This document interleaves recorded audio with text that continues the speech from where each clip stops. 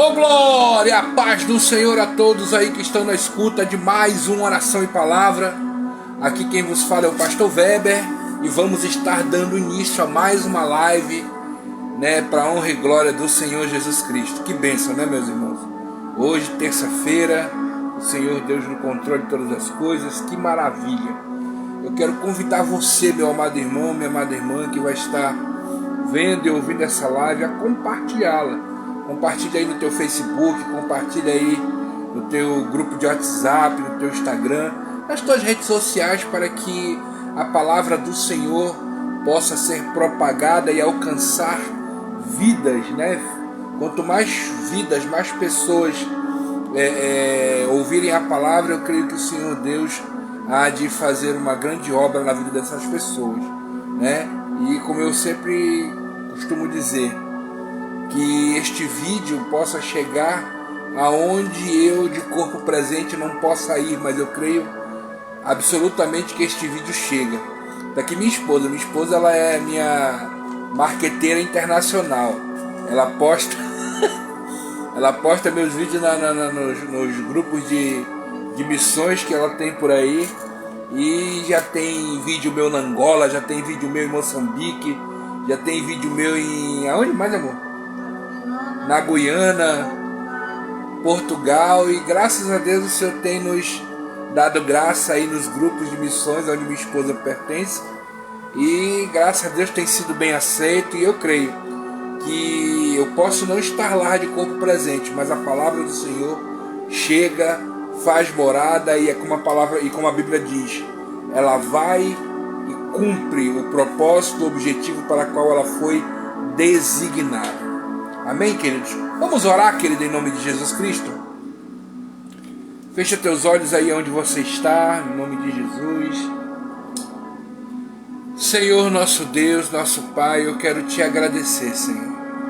Te agradecer em primeiro lugar por mais um dia de vida, meu Pai. Te agradecer pois tua misericórdia alcançou as nossas vidas. Muito obrigado, Senhor Deus, por estarmos vivos. Pai, mais uma vez eu te peço, Senhor, que eu diminua e tu cresça. Tira-me, Senhor Deus, da tua aljava e me lança em direção ao alvo, ao objetivo, à razão, ao propósito ao qual o Senhor tem nos escolhido, meu Pai, para estar pregando a tua palavra mais uma vez. Em nome de Jesus eu te agradeço, Senhor, por essa oportunidade. Fala conosco, Senhor, não aquilo que queremos, mas sim aquilo que tu queres, aquilo que tu já tem preparado para nos ensinar, instruir e direcionar, Senhor. Que possamos, meu Pai, ouvir a tua palavra de todo coração e mente, que nada tire a atenção, Senhor Deus, a nossa atenção, mas que possamos estar focados, Senhor Deus, em ouvir a tua palavra. E que possamos, meu Pai, não apenas, Senhor Deus, ser ouvintes, mas que possamos guardá-la, cumpri-la e praticá-la em nossa vida, Senhor. Eu te peço, meu Pai, e te agradeço em nome de Jesus Cristo. Amém, amém e amém. Louvado seja Deus. Ô glória, a paz do Senhor, irmã Alba. Meus parabéns, minha filha, pelos anos de casados. São quanto? 29 anos, né, amor? 29 anos de casada, irmã Alba, missionária Alba, diaconisa Alba, futuramente pastora Alba, aleluia, recebe aí. Ô glória, que o Senhor possa te abençoar, minha filha, em nome de Jesus Cristo. Irmã Deusângela, Deus abençoe, minha filha, que o Senhor possa te abençoar poderosamente, você, seu esposo, sua filha, todos aí em nome de Jesus Cristo. Eu creio que o Senhor Deus há de abençoar poderosamente as nossas vidas, em nome de Jesus. Amém? Pegue a sua Bíblia, querida, em nome de Jesus. Pegue a sua Bíblia e abra sua Bíblia comigo no Evangelho de Jesus Cristo, segundo escreveu Mateus, capítulo de número 23, versículo de número 37. Mateus 23, 37. Amém, querido? Está escrito assim: Jerusalém, Jerusalém, que mata os profetas, e apedrejai aqueles a qual te são enviados. Quantas vezes eu quis ajuntar os teus filhos, como a galinha junta os seus pintainhos debaixo de suas asas, mas não quisestes. Amém, queridos? Louvado seja Deus. Eu quero falar, querido, não apenas sobre este versículo, mas vamos estudar um pouco o capítulo 23 de Mateus. E se eu não terminar ele hoje, nós terminamos amanhã, até o versículo que foi lido. Mas eu quero falar, paz do Senhor, irmão Lúcio, Deus abençoe, meu filho. Eu quero falar, querido, em nome de Jesus Cristo, sobre Jesus conversando com os fariseus, ali, né, com os escribas, com os fariseus, com aqueles homens que estavam ali, né, um interrogando Jesus Cristo nesse período, neste texto onde nós estamos lendo, neste capítulo. Ele se encontrava em Jerusalém, e ali ele estava ensinando, ele falava abertamente a todos que estavam ali para ouvi-lo. E a gente sabe que o ensinamento de Cristo era totalmente diferente dos ensinamentos deles. Por quê? Porque eles falavam bastante, vamos colocar assim, né? Mas as suas atitudes, as suas obras não condiziam com aquilo que eles falavam. E o próprio Cristo, mencionando num dos textos que nós vamos ler posteriormente, ele menciona que os fariseus, eles são como sepulcros caiados, como aqueles que não engolem eles não conseguem engolir nenhuma mosca, mas arrotam um camelo. São situações que verdadeiramente é muito difícil. E aí nós vamos estudar este capítulo de Mateus, né? Porque quando eu falo de escribas e fariseus tendo confronto com Cristo, perguntando, questionando, a gente tem aqui a visão dos religiosos daquela época, que afinal de contas os escribas e os fariseus eram os estudiosos, religiosos daquela época. Os fariseus, os saduceus, aqueles que escreviam, que eram escribas, né? Então eles eram os estudiosos daquela época, eles eram os religiosos daquela época. E a gente começa este capítulo de Mateus já ouvindo Jesus falando algo duro para eles escutarem. Porque o que me chama a atenção é que quando você vai falar algo, digamos assim, que deveria ser visto como uma lição, uma exortação, algo que viria beneficiar, não. Se você vai falar algo para um religioso que não está de acordo com aquilo que ele pensa ou imagina, né, ele fica frustrado, ele fica com raiva, ele não gosta.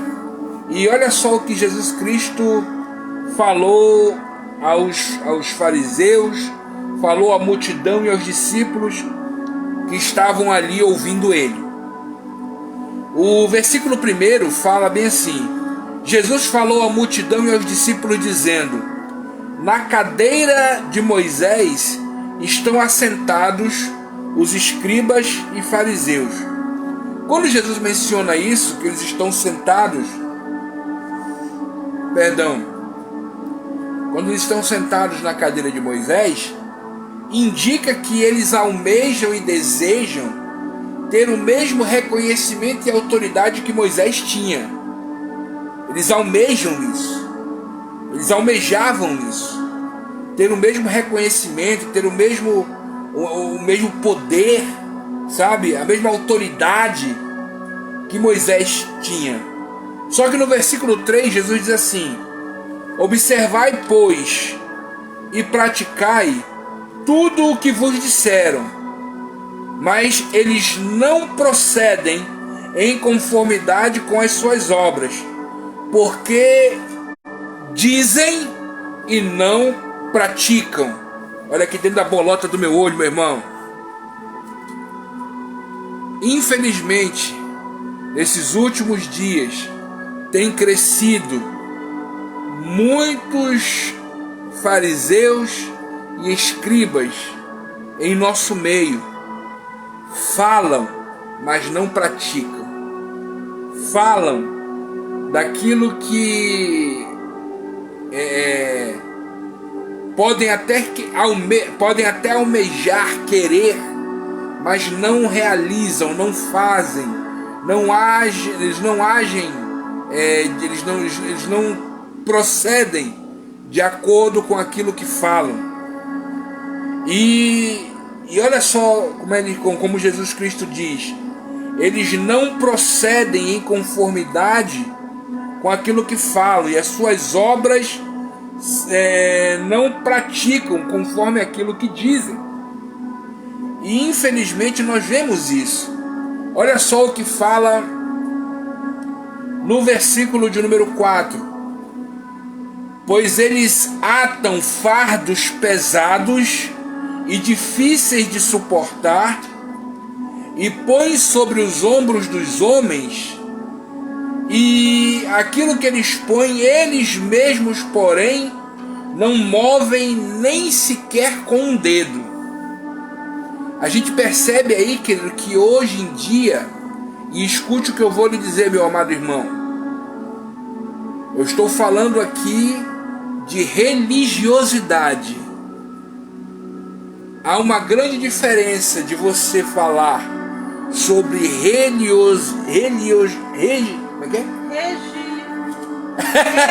falar em língua estranha aqui. Isso. É uma grande diferença de você falar sobre religiosidade do que você falar sobre doutrinas bíblicas.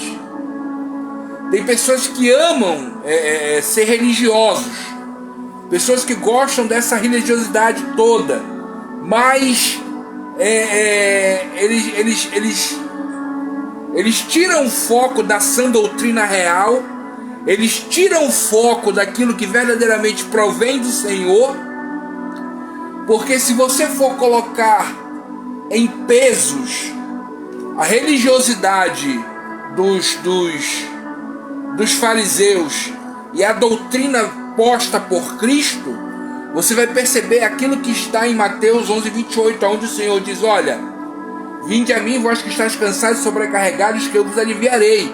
Tomai para vós o meu jugo, que é leve. Aquilo que o Senhor coloca em nossos ombros é leve. Ele já alivia.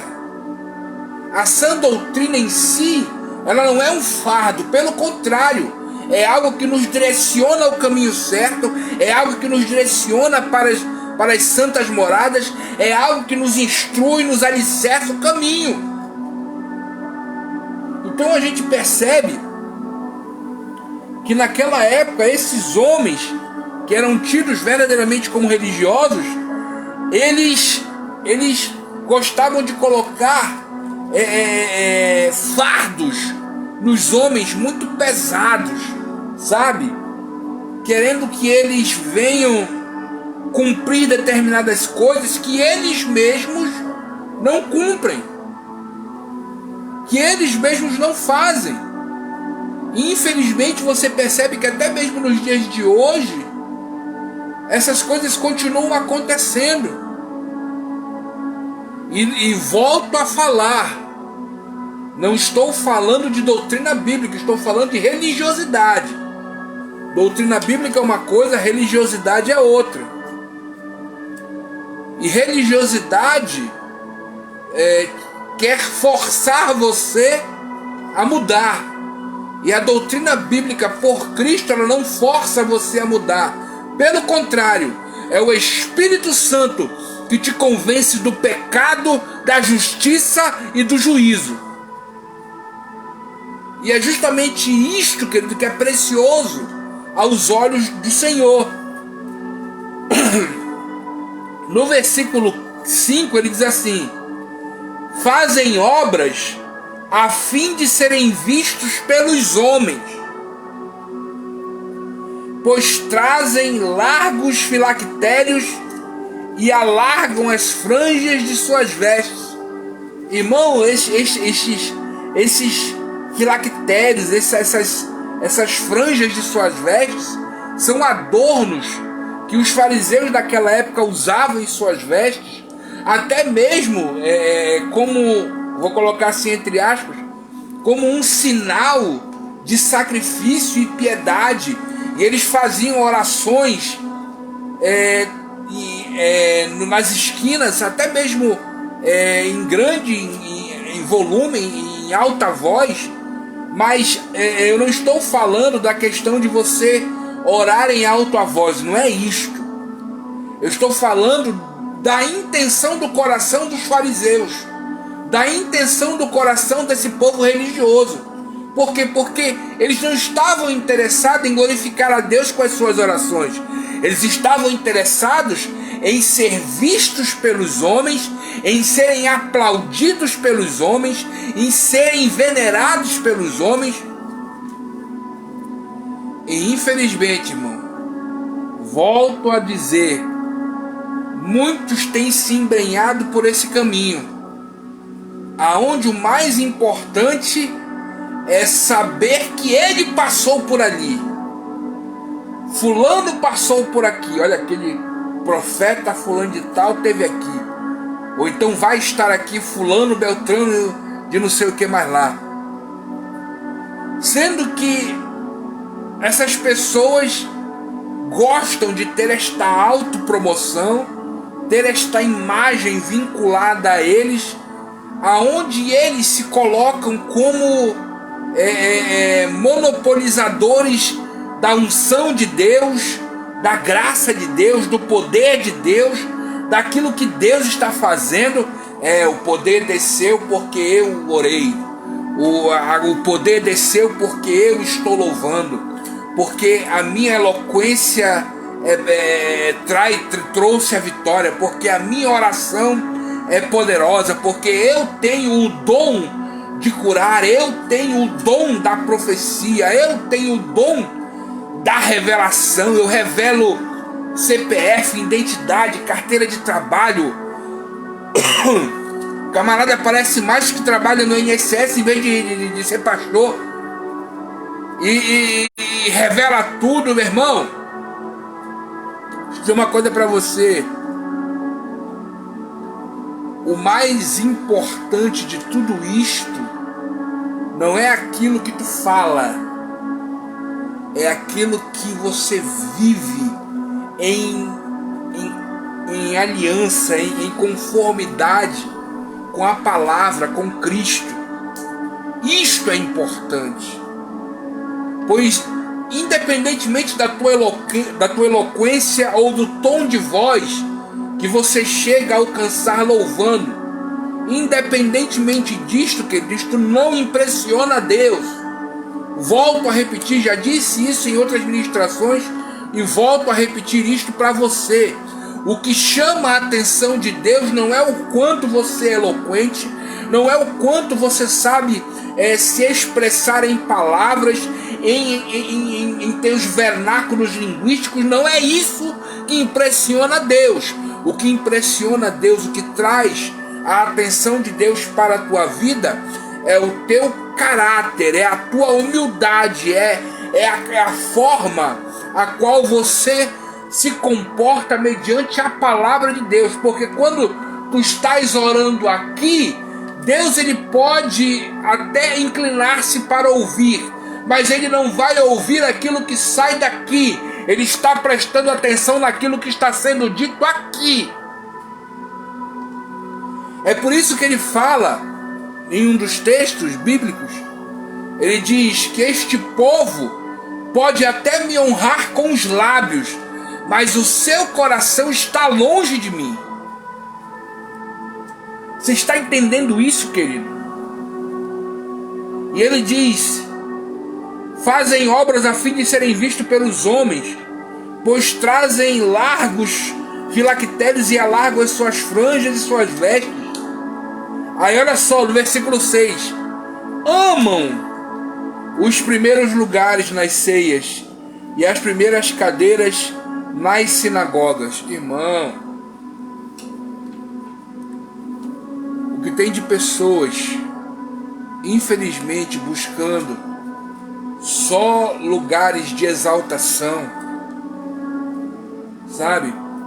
Eu estivemos conversando, eu e minha esposa, esses dias agora, e nós falando, né, sobre a questão da viagem missionária, a questão de convites para ministração.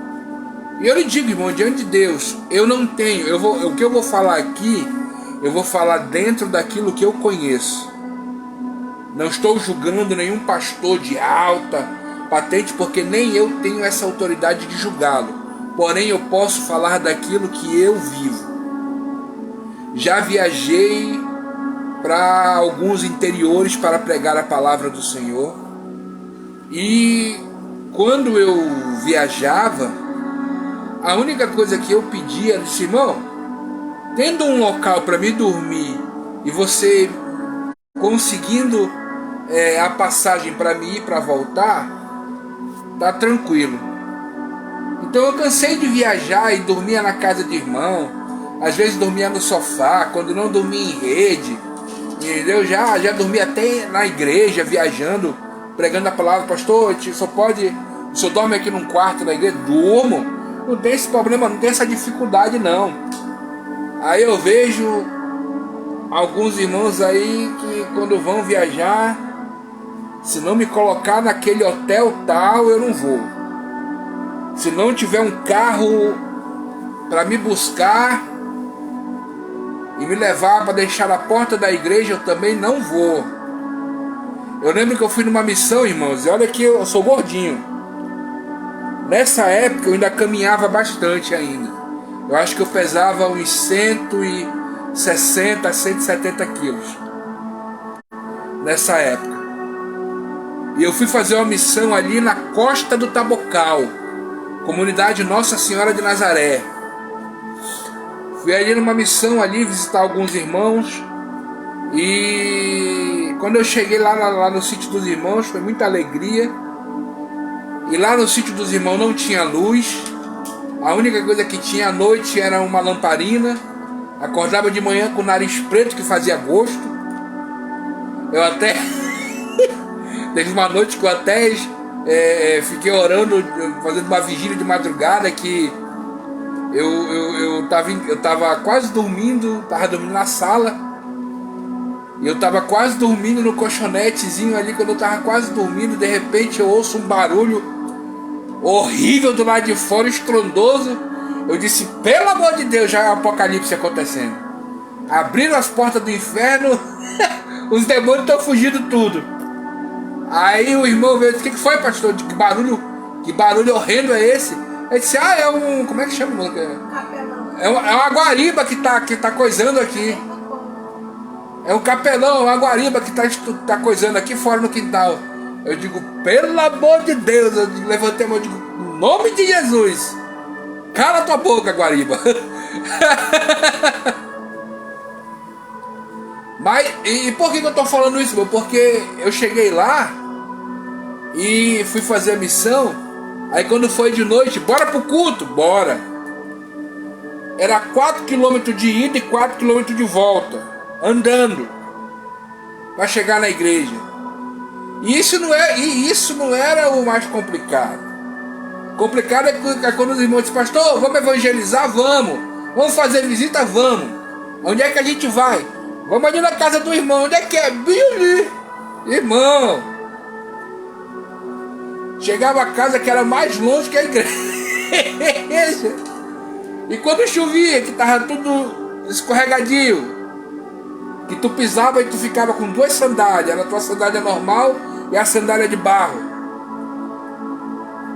Então você vê aí situações, infelizmente, de pessoas que gostam, né, de ter essas regalias. Volto a falar. Existem homens de Deus, servos do Senhor, que merecem essa honra. São pastores que estudaram, pastores que verdadeiramente buscaram a presença do Senhor. Eles não cobram para pregar.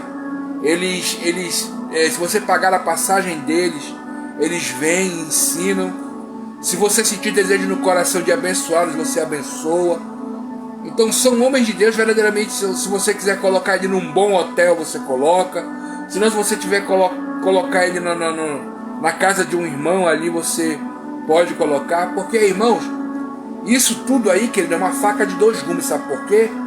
Porque muitas vezes eu já vi situações de pessoas que ligam para o irmão para ele pregar na cidade, ou para ele ir até a cidade ali ministrar a palavra do Senhor, louvar, fazer a obra do Senhor.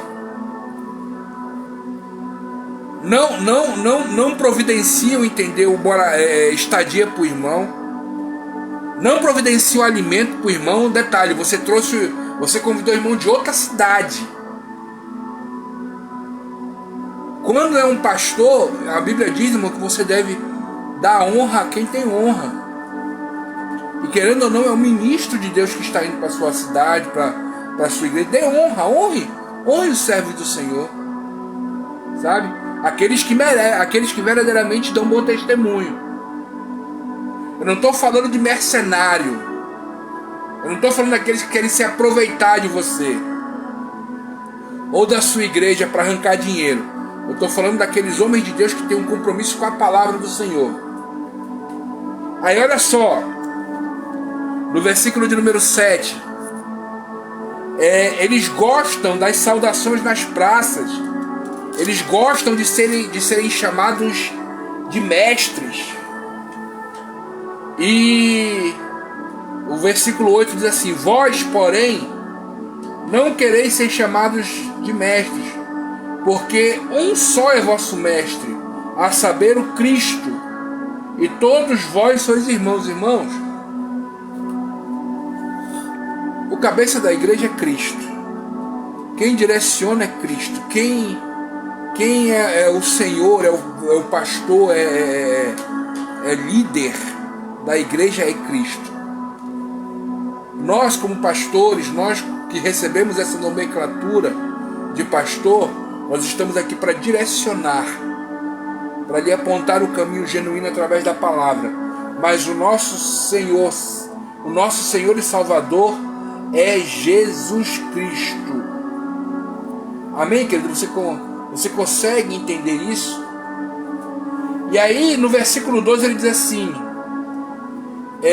no versículo 12 não, no versículo 11 ele diz assim: porém o maior dentre vós será servo. Jesus Cristo chama a atenção dos escribas e fariseus, dizendo: olha, vocês querem ser grande, mas aquele que verdadeiramente é grande no reino de Deus é aquele que se faz servo. É aquele que é servo. No versículo 12 ele diz assim: e o que a si mesmo se exalta, ele será humilhado. Porém, o que a si mesmo se humilha, será exaltado. Então nós temos que observar este tipo de situação. Por quê? Porque quando nós vemos um homem de carne e osso, nascido em pecado, querendo exaltar-se, faço minha, e não me leve a mal, querido, pelo que eu vou dizer agora, faço minha as palavras de um pastor, aonde ele diz assim: idiota elevado ao quadrado é aquele que quer se orgulhar de algo que não vem dele. Isso é hipocrisia.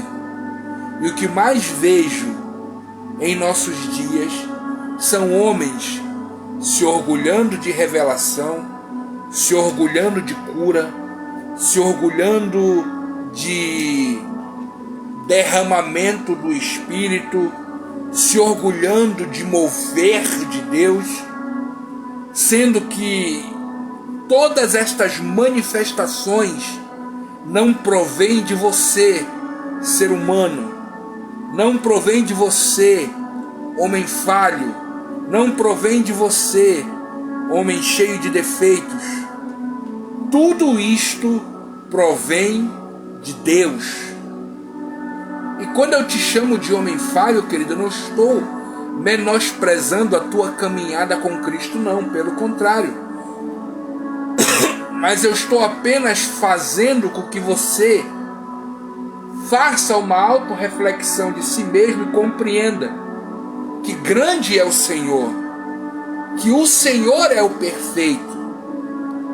Pois como disse João Batista, importa que ele cresça e eu diminua. A minha santidade, a tua santidade, pelo menos, deveria ser vista da seguinte forma: a nossa santidade não se consiste em não pecar. E eu te digo por quê? Porque ainda continuamos aqui, ó. Somos natureza. Nossa natureza carnal ainda está aqui. Ainda somos falhos. Primeira epístola de João, no capítulo 1, fala que se dissermos que não temos pecado, a verdade não está em nós e somos mentirosos. Continuamos ainda aqui, seres humanos falhos, cheios de defeito. Por isso que a Bíblia diz: vós que estáis em pé, vigiai para que não caia. Continuamos seres humanos falhos, porém desejosos de um aprimoramento vindo da parte de Cristo, aonde, através da palavra de Deus, somos modificados dia após dia. É esta palavra que me modifica, é esta palavra que me ajuda a ser uma pessoa melhor. É o Espírito Santo que guia meus passos, dizendo aonde estou errado, me ajudando a melhorar, me ajudando a não ter mais sentimentos pecaminosos, a não mentir, a não desejar o mal do meu próximo, a não ser mesquinho com as coisas, a ter o coração sempre disposto a ter empatia de me colocar no lugar do meu irmão. Então é justamente isto que eu devo compreender em minha vida, querido, e vivenciar estes ensinamentos de Cristo. Aquele que quer ser exaltado, se humilhe, seja humilde, caminhe com humildade. A estrela que brilha é Jesus. Quando a Bíblia fala que você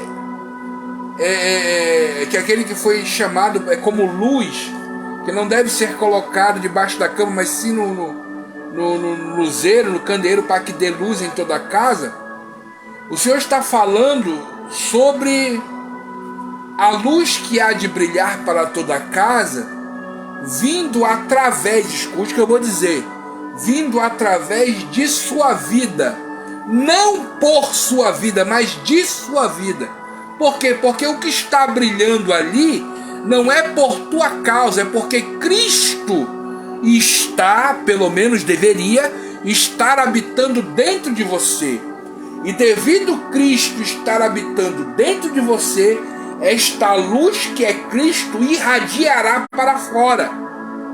É por isso que o brilho de Cristo, que a graça de Cristo, que a unção de Cristo, ela é algo que provém de dentro para fora. Não é uma manifestação de luz superficial que apenas atinge o lado de fora, mas o brilho de Cristo começa aqui dentro. A transformação de Cristo genuína começa aqui dentro. A graça poderosa do Senhor começa aqui dentro. E é por isso que ele fala, que ele repreende aqueles que querem ser exaltados, aqueles que almejam esse holofote para cima de si. Mas olha o que ele diz, olha só como é que Jesus é duro. Versículo de número 13: mas ai de vós, escribas e fariseus, pois vocês fechais aos homens o reino dos céus, nem vós entrais e nem deixais entrar aqueles que estão tentando. Ai de vós, escribas e fariseus hipócritas, vocês devorai as casas das viúvas com pretexto prolongado de orações, por isso sofrereis rigoroso juízo. Essa questão de prolongadas orações, irmãos, isso aí é eu falo disso em outro momento. Ai de vós, escribas e fariseus hipócritas, percorreis o mar e a terra, e depois de terem feito isso, fazei filhos do inferno 2 vezes mais do que vós. São pessoas que percorrem a terra, falando, mas não vivendo, e através dessas atitudes que eles podem não enxergar, mas outras pessoas enxergam, e eles podem até não comentar, mas eles veem. Sabe por que eles veem? Porque a Bíblia mesmo diz que nada do que está oculto permanecerá, mas será mostrado. E você conhece uma árvore pelos seus frutos. Versículo 16. Ai de vós, condutores cegos. E detalhe, quando essas pessoas, aqui no versículo 15, no finalzinho diz: e fazeis filhos do inferno 2 vezes mais. Sabe o que é isso? São pessoas que falam muito sobre religiosidade, mas não vivem, e aí acabam gerando pessoas revoltadas, frustradas com o Evangelho, frustradas com Cristo, sendo que Cristo não tem culpa nenhuma nisso, sendo que o Evangelho não tem culpa nenhuma nisso. Mas essas pessoas que dão mau testemunho, essas pessoas que dão mau exemplo, são verdadeiramente hipócritas, estão fazendo filhos do inferno, estão jogando pessoas no inferno. Versículo 16: ai de vós, condutores cegos, pois dizeis qualquer tipo de jura no templo, mas isso é nada, mas jurais pelo ouro do templo, e quem jura pelo ouro do templo é devedor. Insensatos, cegos, pois o que é maior, o ouro do templo ou aquele que santifica o ouro? Irmãos, o ouro aqui é tido apenas como um símbolo daquilo que atrai, o olhar do ser humano. É como se nós dessemos prioridade na casa de Deus a outras coisas do que ao próprio Senhor. É como se dessemos prioridade àquilo que queremos do que verdadeiramente aquele a quem vai nos proporcionar a bênção. É quando damos mais valor à bênção do que o abençoador. É quando nós valorizamos mais aquilo que recebemos do que aquele que está nos proporcionando a grande vitória de nossas vidas. E isto é errado. Versículo 18: aquele que jura pelo altar... já foi falado isso. Versículo 19: insensatos, cegos... já li também, perdão. 20: porquanto que é jurar pelo altar, jura por ele, e por tudo que nele está. E o que jura pelo templo, jura por ele, por aquele que habita nele. E o que jurar pelo céu, jura pelo trono de Deus, e por aquele que está assentado nele. esta parte de juramento, falando sobre o altar de Deus, sobre o templo, volto a repetir, colocando a importância da manifestação de Deus, daquilo que Ele pode fazer em coisas materiais, em coisas que são falíveis.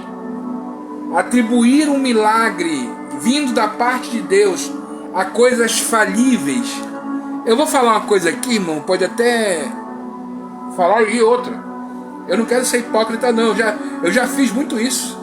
Mas eu não quero ser, eu não posso ser hipócrita. Mas quer ver uma coisa?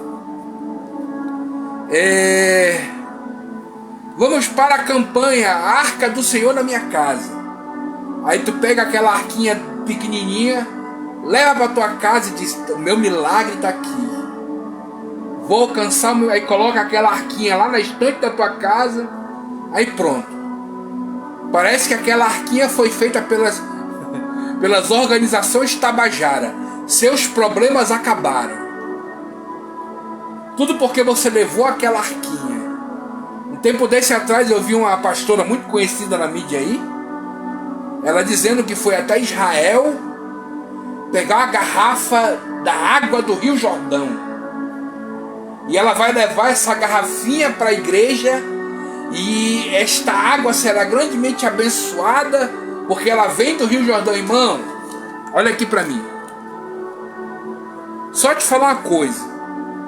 Devido a essa pessoa estar na mídia há um tempo, e ela sendo muito conhecida na mídia, cada culto que ela faz, eu vou colocar na média assim, dá para mais de 800, 700 pessoas, isso na média, porque ela não faz culto na igreja, ela geralmente aluga um galpão, alguma coisa assim, faz aquele mover todinho.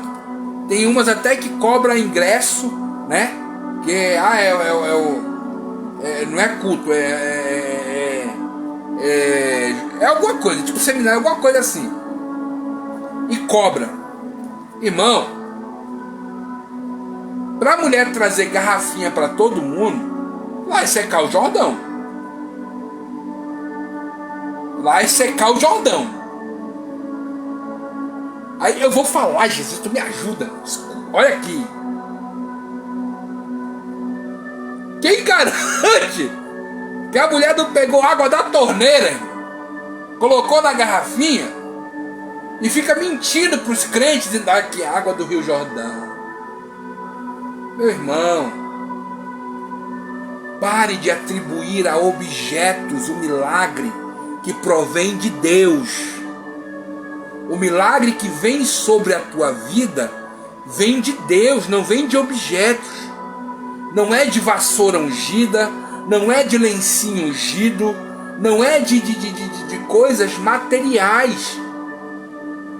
Você percebe que quando Jesus executava curas em toda a sua caminhada, você escutava uma frase abençoada que vinha dele, que diz assim: vai, a tua fé te curou. Pela tua fé tu foste salvo. Pela tua fé alcançaste milagre. E hoje, irmãos, em nome de Jesus Cristo, quer ver uma coisa? É mais fácil, escute o que eu vou lhe dizer, é mais fácil as pessoas acreditarem em um copo d'água sendo orado na frente de um celular do que na oração, como é o nome daquela oração final, amor?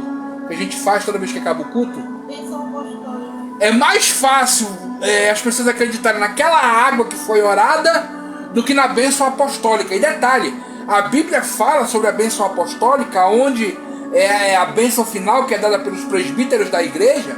E o apóstolo Paulo diz assim: tem alguém doente na igreja? Chame os presbíteros, que eles estendam a mão sobre o doente, que orem. E o apóstolo Paulo, ele não fala com dúvida, ele diz de certeza que orem e ele será curado por meio da oração, por meio da fé. Não é por causa da vassoura ungida, não é por causa da arquinha ungida, da carta ungida, do não sei o que, não é nada disso. Você está entendendo, meu amado irmão?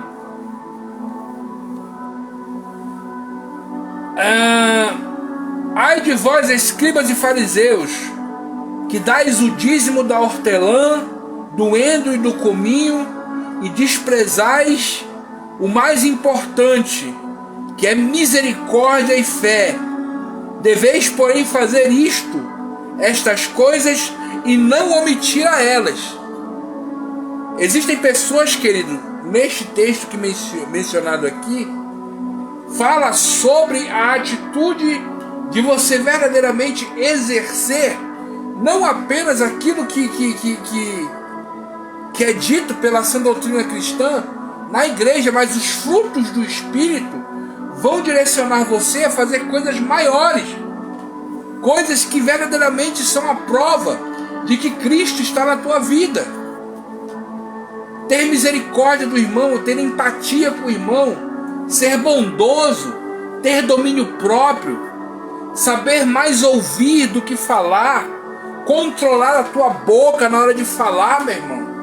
Se você vai falar alguma coisa, fale algo que vá trazer benefício ao irmão. Se for para exortar, saiba, peça a sabedoria de Deus para saber exortar o teu irmão. Chega com ele, meu irmão, olha, senta aqui, vamos conversar, dessa situação não é desse jeito, assim, assim. Você está entendendo, meu irmão? Tem que haver empatia. E olha só o que ele fala, olha naquela palavra do mosquito, olha só. Versículo 24. Ai de vós, condutores cegos, comeis, vocês coam um mosquito, mas não engolem, coais um mosquito, mas engolis um camelo, mas não engolis um camelo. São pessoas que falam coisas, eles exigem muito de você, mas eles praticam pouco. Exigem muitas coisas de você, mas eles praticam pouco. Olha só, versículo 25. Ai de vós, escribas e fariseus, hipócritas, pois limpais o exterior do corpo e do prato, mas o interior está cheio de rapina e de iniquidade. São guias e condutores cegos, que têm uma aparência do lado de fora de piedade, de homem de Deus, mas por dentro, o versículo 27 diz, são como sepulcros caiados, que por fora parecem bonitos, formosos, mas o seu interior está cheio de morte e imundícia. Irmãos, por que eu estou falando tudo isso aqui sobre o texto que eu li? Jesus Cristo, depois que ele fala, existem até mais algumas coisas que eu posso até falar amanhã, mas eu quero mencionar algo sobre o versículo que eu li, falando sobre o versículo 37, aonde Jesus Cristo levanta os, imagino eu, né, e declara ali em Jerusalém, dizendo: Jerusalém que mata os seus profetas, que apedrejai aqueles que são enviados. Quantas vezes eu quis te ajuntar, como a galinha ajunta os pintainhos debaixo das suas asas. Eu estava até falando com a minha esposa. Eu vou fazer um estudo e ministrar justamente sobre esses dois animais, a águia e a galinha. E eu vou dizer uma coisa para você, meus irmãos, eu tenho uma opinião acerca disso. E essa opinião, ela não é baseada em conhecimento humano apenas. Eu procurei base bíblica para isso. E muitas vezes nós temos a galinha como até um animal injustiçado, né, irmãos?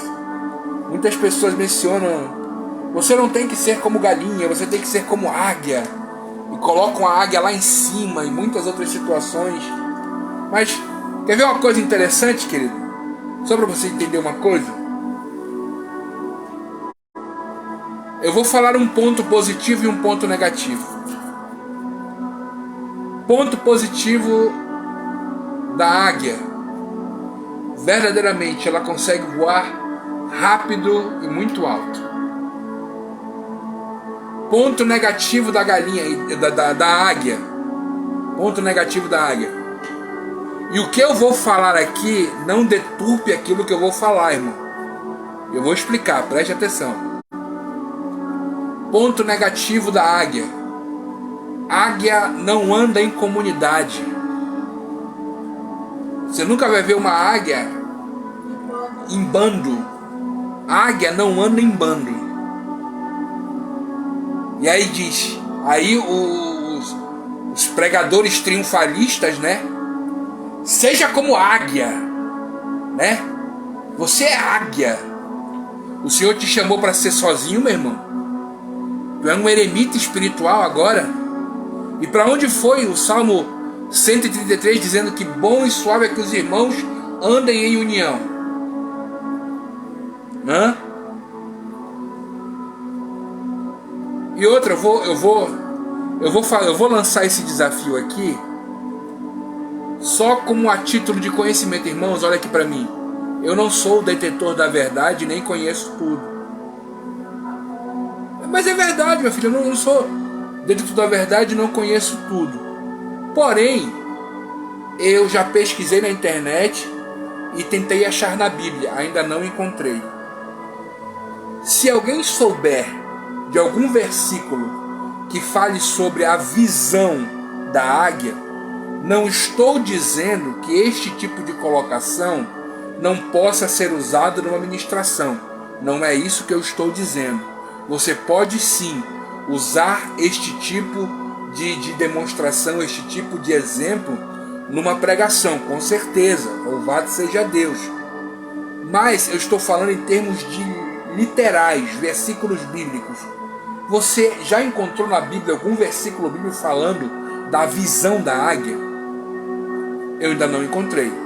Eu encontrei versículos e muitos falando sobre as asas das águias que te cobrem, asas de águias que te fazem voar rápido.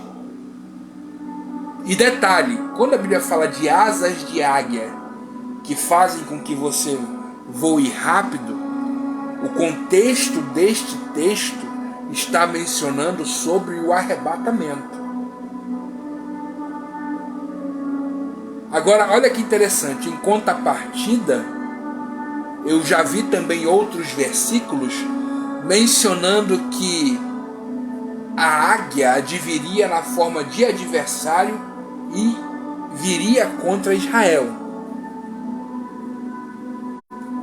E por que eu estou falando? Como eu falei, não estou menosprezando a questão da águia. Não estou menosprezando. Só que muitas pessoas menosprezam a questão da galinha. E detalhe,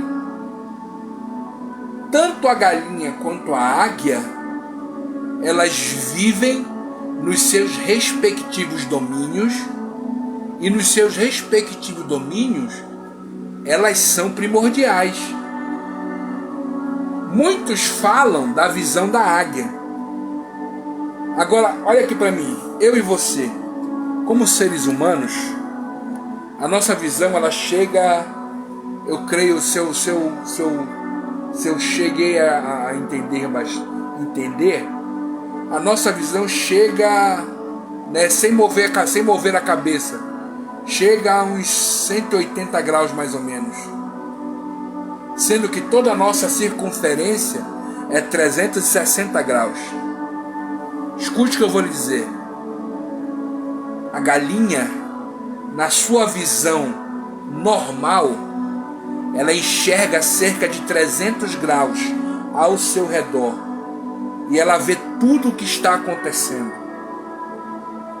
Jesus Cristo faz uma analogia dele não com águia, mas Jesus Cristo faz uma analogia dele com a galinha. Ele diz: Jerusalém, quisera eu te colocar debaixo das minhas asas, como a galinha faz com seus pintainhos. Você conhece a história. Você que estuda, você que tem conhecimento bíblico, já pregou algumas vezes sobre isso. Você conhece esse dito popular, que pintinho debaixo de asa de galinha está protegido. Nem mesmo o gavião que está nas alturas, que gosta de comer pintinhos, vem enfrentar a galinha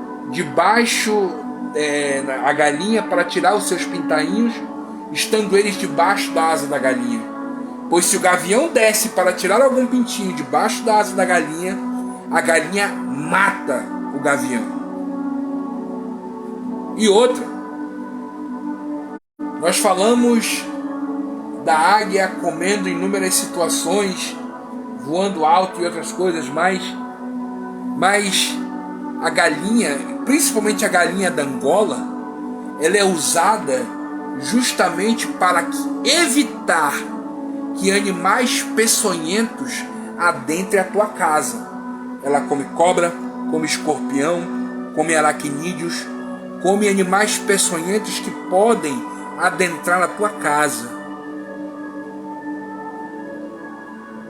Ela não permite que esses animais cheios de peçonhas adentrem a tua casa. Então, queridos, eu vou fazer um estudo melhor sobre isso e vamos conversar mais sobre isso.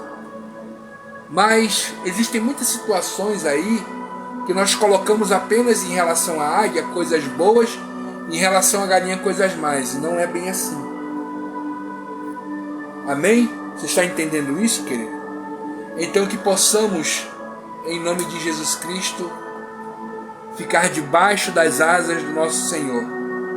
Como diz a palavra do Senhor, não me falha a memória, é no Salmo 91. Aquele que habita no esconderijo do Altíssimo, à sombra do Onipotente descansará. Né? Ele descansa debaixo das asas do nosso Senhor. Amém, queridos? Você recebe essa palavra? Se glorifica a Deus por essa palavra? Oh, glória! Deixa eu orar a Deus pela tua vida. Senhor, nosso Deus, nosso Pai, eu quero te agradecer. Te agradecer, meu Pai, pela vida de cada homem e mulher, criança, jovem, adolescente que esteja vivendo esta live, Senhor. Muito obrigado. Se há alguém dentre nós que quer aceitar o Senhor como único e suficiente Salvador, escreve o nome dele no livro da vida, Senhor, que ela possa crescer cada dia mais através da tua palavra, direcionada pelo teu Espírito, que ela possa ganhar a sua casa e família através de seu testemunho. Sê com ela, meu Pai, abençoa cada um que esteja vivendo e ouvindo esta live também, meu Pai. Guarda, protege e livra de todo mal. Dai-nos, Senhor Deus, um dia abençoado, uma semana abençoada. Sê conosco, meu Pai, eu te peço, em nome de Jesus Cristo. Amém, amém e amém. Amém, meus irmãos.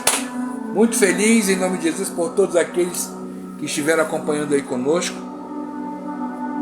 E louvado seja Deus. Irmãos, se o Espírito Santo direcionou você a estar nos ajudando, nos abençoando, eu agradeço muito. Que você possa nos ajudar mediante ao Espírito Santo tocar em seu coração. Que a graça de Deus esteja sobre a tua vida. Amém? Que o Senhor possa te abençoar grandemente. E até amanhã, com mais uma oração em palavra ao meio-dia, em nome de Jesus. Amém? Deus abençoe a todos.